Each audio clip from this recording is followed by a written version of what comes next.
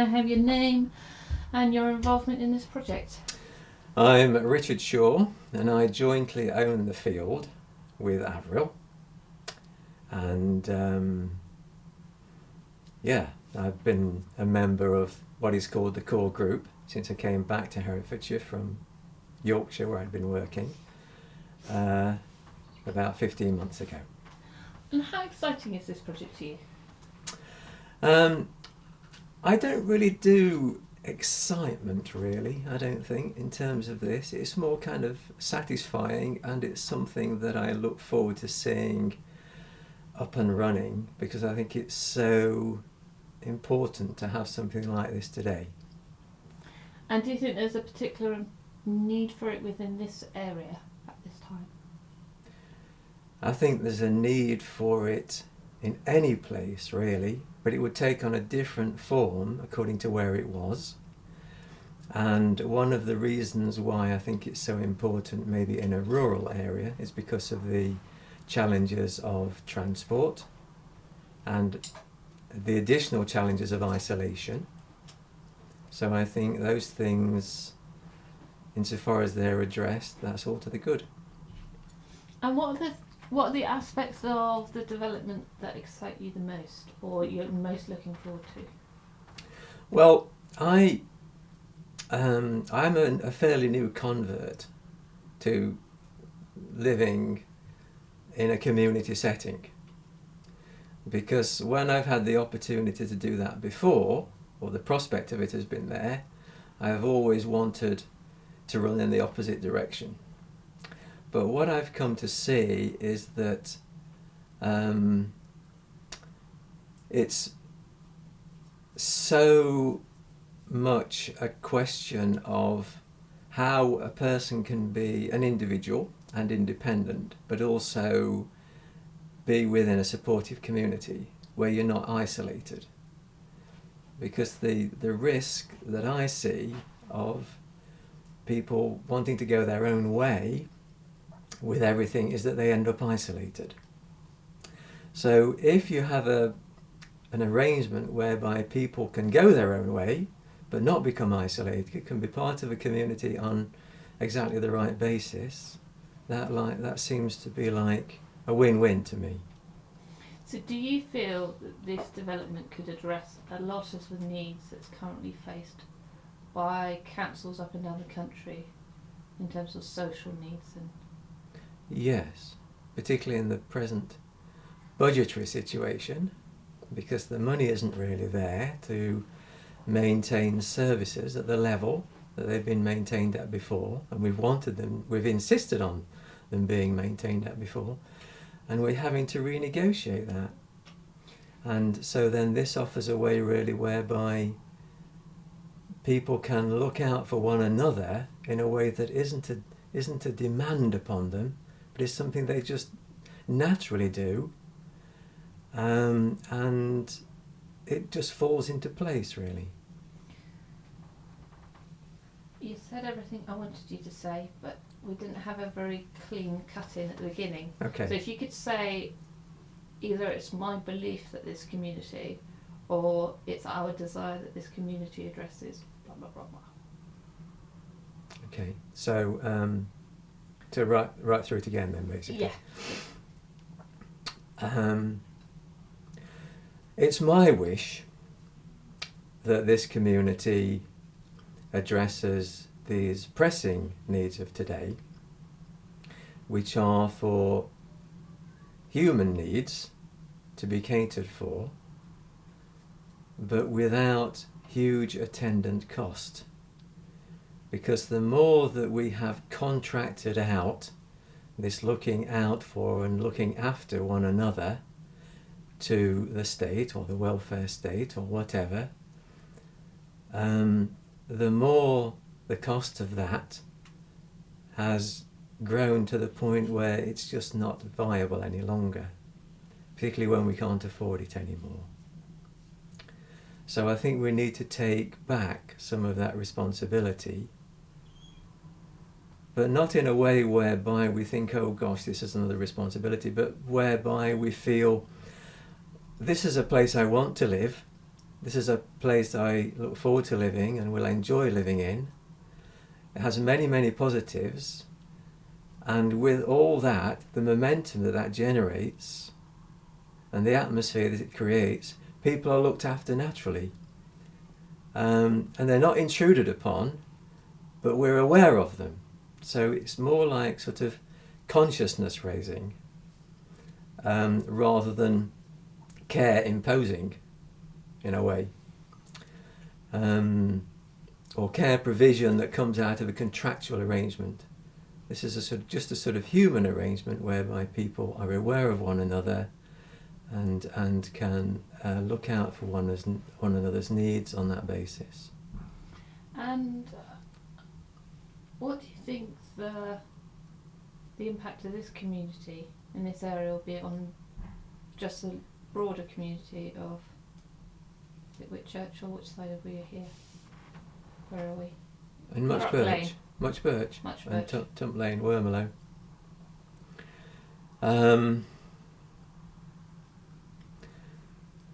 Well, the idea is that what the community offers will be not only for the residents, but also for the wider community. So that there will be a common house and there will be activities, and those will be with the wider community in mind as well, wherever possible. So I think it sees itself as a community resource and maybe even a growth point, because there will be there are already, of course, premises that people can use. There's the village hall, and there may be other places too, and there are places where people can congregate. There are pubs and so on. But insofar as we have a meeting place that's a little bit different to all of that, then we can offer a place for people to gather and maybe explore whatever it is that they want to try out, whatever it is that they want to grow. So I like to think of it as a kind of seedbed for community growth in many ways.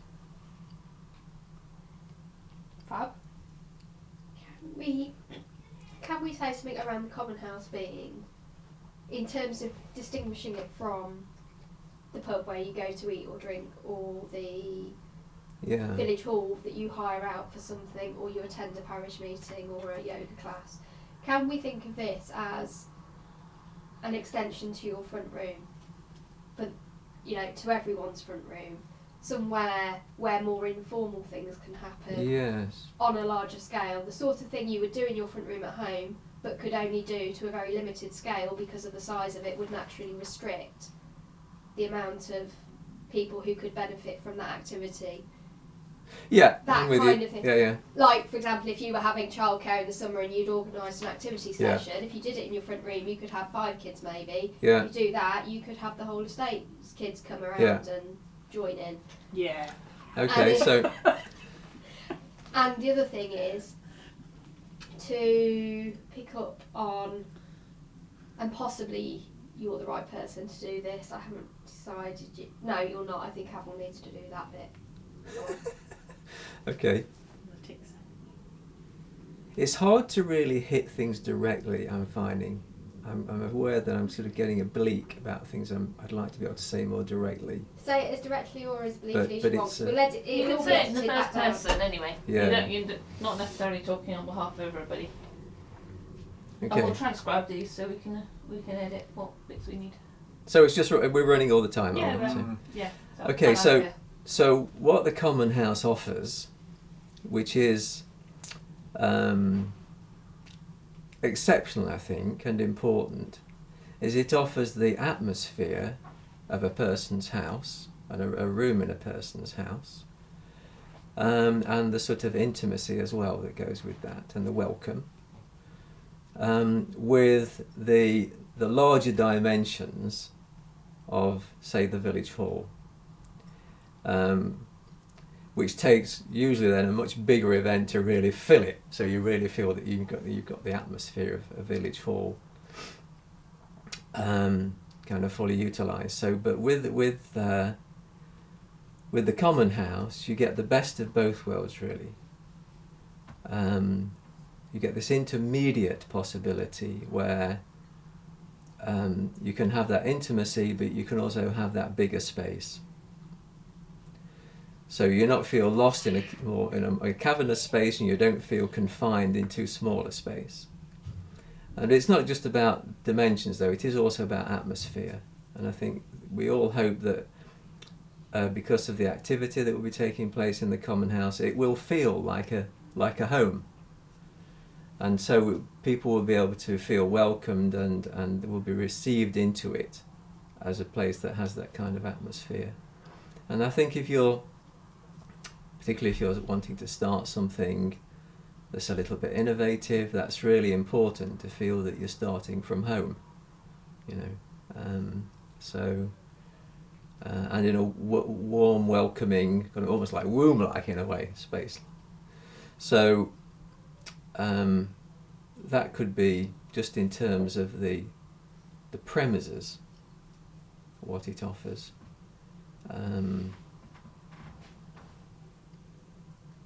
Whether it's, I mean, I suppose as well, what I find really important about this initiative is that it addresses all the things that are out there to be, or being experienced, and are out there to see and hear as the needs, the contemporary needs of today. And that's kind of environmentally about fuel efficiency and all the rest of it. And okay, we can always be innovative in terms of fuel provision, so that people can always imagine that the lights will work and the heat will be operative, because we'll always be able to generate the fuel that we need. But even if that's so, there are always consequences. So without becoming too political about this, the more that we can do to limit that, and to limit the cost as well, the better for everybody, particularly future generations. So these are well-worn arguments, but in a way, they're out there, and everybody acknowledges, I think, that this is the case. So it's a matter of, so what do we do about it? So I think environmentally, this community tries to do something about that. And also economically, because all these things have an economic cost, it hopes to do things about that too. About keeping costs to a minimum, and it's always cheaper for everybody to spread the cost of things. And the more that we can share transport and things like that, then that also has an environmental and an economic impact. But in the process of doing all that, we also interrelate, and we're interdependent as well as independent, and we are able to engage what the community offers to the extent that we wish, and there's no expectation beyond that. This isn't something where you have to subscribe to something and things are then demanded of you. There are modest expectations in terms of land cultivation and things like that. But beyond that, it's not something where, there's a demand upon you. So you can reap the benefits of shared resources without having to give up your independence or your individuality. And if you fast forwarded 10 years, what would you hope was there on that site? Well, it would all be a lot more developed and mature, of course, in terms of the vegetation, and hopefully, there are going to be teething problems, inevitably. people are going to have to find how to live together as effectively as possible, and that's a matter of trial and error, so it's going to take a while. And likewise the cultivation of the land and the best way to go about that, and what's reasonable to expect of people in terms of what they contribute and how they contribute, all those things will take a while to sort out. But after 10 years, the hope would be that, you know, we'd really managed to work through all that, the pilot years, and we got it all humming pretty well, really. People knew what was expected of them, were happy with that, we've got the right balances, and made the right adjustments and so on. Can I stop you? Because in all of that there's nothing I can use for this film. No. Okay. What I'd like to hear is that in 10 years' time. In 10 years' time there's a mature, thriving community. Yeah. Fully integrated with the local area, and having a positive effect on the area or the community, or becoming the cultural hub of the community. Full stop. But just I've hesitated thus far to say two things. One has been that in some ways it might be an example to the wider community, because that sounds pretentious. But actually, insofar as it's looking to take on board the things that we're being asked to take on board now and to make them work, I think it is a kind of model. It could be a kind of model. So I'd like it to be much more, after 10 years, a working model, and not just an experimental model, but one that people can actually see, yeah, this works. And this addresses the needs that I can recognise that I have too. There's a danger that I'm going to be isolated, that I'm going to be living beyond my pocket and so on. And yet, if we do this, I can have all the things I cherish, my independence and my individuality, and I can still have the support of the community. So all of these things are then realisable. So I would hope that what will have been achieved will have been something that is a demonstration that what is at present an idea is actually deliverable and is there for all to see. And not the proof of that will be that it isn't just, as there is a fear that it's going to develop into, it isn't just for the people who are immediately living on Larkrise, but that it has sold itself, if you like, or appealed to people beyond its immediate confines, to the extent that they can see, yeah, actually maybe we ought to take on aspects of this too, and maybe we could incorporate and introduce some of these ways of going about things into our own living situation, so there could be more of a community ethos there that again ticks all these boxes. And the one other thing I want to talk about is that this word commune that's come up, and I can understand in a way why people should want to pigeonhole it as that. Because for one thing it makes it easier to just kind of dispose of it without having to think a little bit more about what it really is and how it is not a commune. And the one reason that it's not a commune is there isn't some big overarching idea that everybody sort of has to become subjective to. They have to give up their identity to and just become a kind of a part of the working of that bigger thing, independently of them. No, this is something that arises from all the individual contributions and the inputs, and then grows to being a whole. It isn't a whole that makes demands on the individual and says you've got to be this and you're not welcome here. There are some principles, because if it's going to be distinct, it has to have an identity of its own. But it's not the identity of this community is not going to be a commune, because it's not going to require people to give up their own identity in order to be a part of it. Rather, it will enable people to grow more fully, actually, into their individual expression, economically and culturally, particularly culturally. And the common house, I think, can be, as I say, the epicentre for that cultural development, where people can try things out. They're with friends, they're with colleagues, they're in a good setting, they can try things out, they can brainstorm, they can have ideas, and they can have this working example of what happens when people come together out of a certain impulse.